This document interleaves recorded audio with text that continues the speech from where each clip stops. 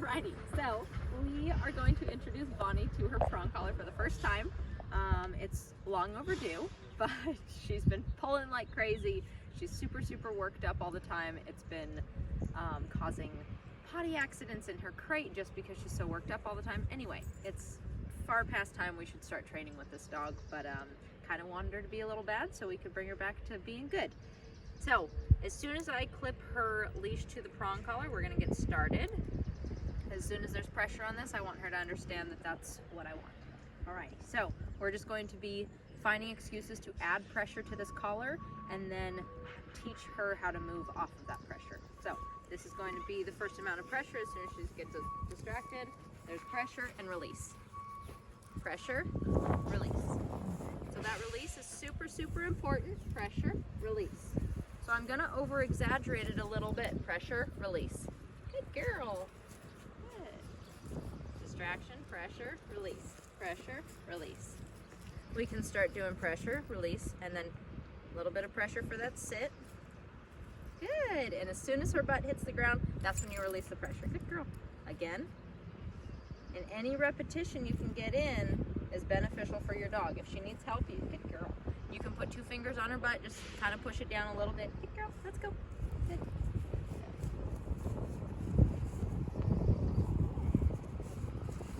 So there's a natural release as soon as they move into that pressure. Good girl. And I've done a little bit of this on a leash, so she's used to pressure on her neck. She kind of understands it, but she ignores it a lot of the time. And if there's other dogs around, she'll hit the end of the leash and really start hurting her trachea. So a prong collar is the best option for that. I got some trucks going by, so it might be a little loud. But basically, we'll be teaching her down, repetition is sit, and heel on this prong collar. We're also going to introduce her. Good. So I release for her moving back in that pressure, and then I'm also going to ask her to sit. So when you're walking and you first start this, when you're walking and say you come to a crosswalk, it's a multiple step process just to go from walking to stopping. Just like when you're in your car, you're not going to hit the brakes just when you get to that stop sign. You're going to prepare and slow down before and then get to the stop sign and come to a nice complete stop. So when I'm walking with my dog, I'm going to walk, slow down with my body, put that pressure on for the slow down. Then as soon as she's stopped, we ask her to sit. So it's first you're going to slow down, have a little bit of pressure for that in body language, and then you're going to stop her, have some pressure in body language for that, release after each of these pressures, and then you're going to add the pressure for the sit. Eventually this is just going to be closed into one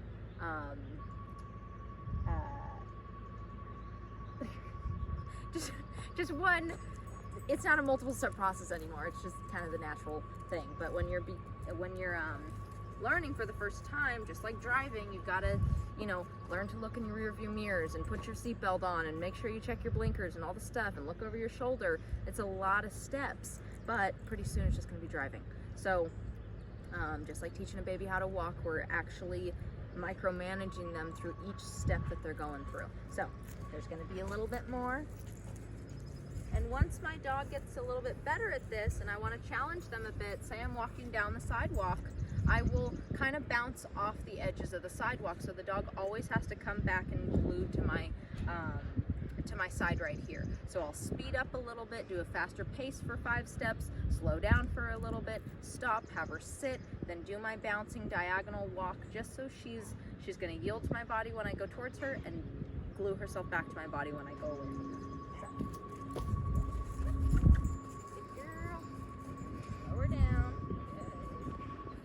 Slow her down again. Get her attention. Good.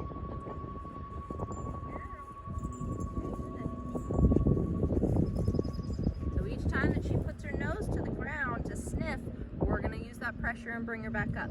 So there's 2 different types of communication on a prong collar. One of them is pressure, and that's what we've been doing, and that's what you start out with. The other one is a pop, and that's more of a snappy correction, and for that your leash has to be loose. If you have pressure on, you can't pop. It's just going to be more of a jerk.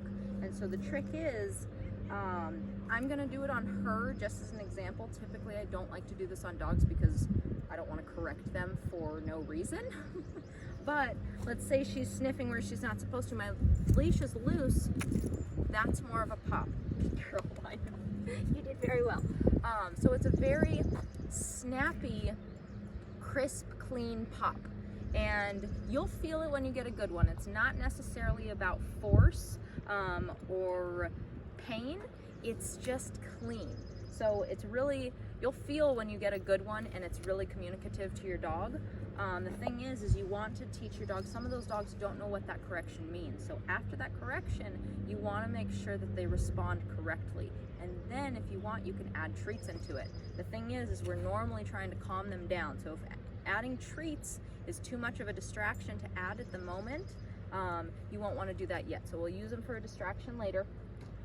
And we're just practicing. So you run them through their drills. It's lots of walking, speeding up, slowing down, and I'm adding pressure to each one of these little moves. Speeding up, pressure off. Slowing down, pressure, and then pressure off.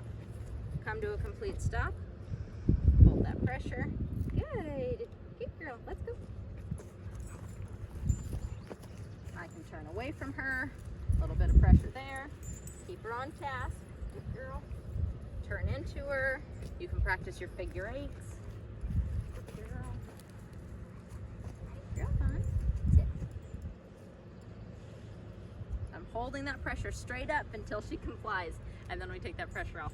All right, you guys, this is 6-month-old Corso puppy and her introduction to prong collar.